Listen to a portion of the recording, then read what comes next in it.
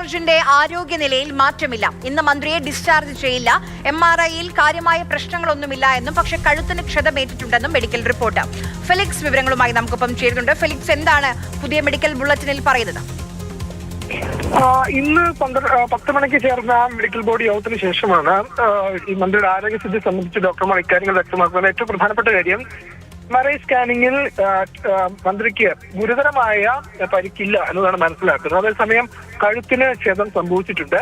അതിന്റെ ഭാഗമായി കൈക്ക് വേദനയുണ്ട്. കൈക്ക് നല്ല രീതിയിലുള്ള വേദനയുണ്ട്. രക്തസമ്മർദ്ദം ഇന്നലത്തെ അപേക്ഷിച്ച് അതിൽ മാറ്റമുണ്ട്. പക്ഷേ ഉയർന്ന നിലയിൽ തന്നെയാണ് ഇപ്പോഴും ഉള്ളത് എന്നതാണ് ഡോക്ടർമാർ വ്യക്തമാക്കുന്നത്. ഔദ്യോഗികമായ മെഡിക്കൽ ബുള്ളറ്റിൻ 1 മണിക്ക് ശേഷമായിരിക്കും പുറത്ത് വിടുക. ഏതായാലും ഡോക്ടർമാർ ഇക്കാര്യങ്ങളൊക്കെ തന്നെ വ്യക്തമാകുന്നുണ്ട്. അതുകൊണ്ട് നടക്കാനോ അനങ്ങാനോ പറ്റില്ലാത്തൊരവസ്ഥയാണ്. ഡിസ്ചാർജ് ചെയ്യാൻ അതുകൊണ്ട് തന്നെ സാധിക്കില്ല, യാത്ര പോകാൻ സാധിക്കില്ല. അതുകൊണ്ട് ഇന്ന് ഏതായാലും മന്ത്രി വീണ ജോർജിനെ ഡിസ്ചാർജ് ചെയ്യില്ല എന്നതാണ് ഡോക്ടർമാർ അറിയിക്കുന്നത്.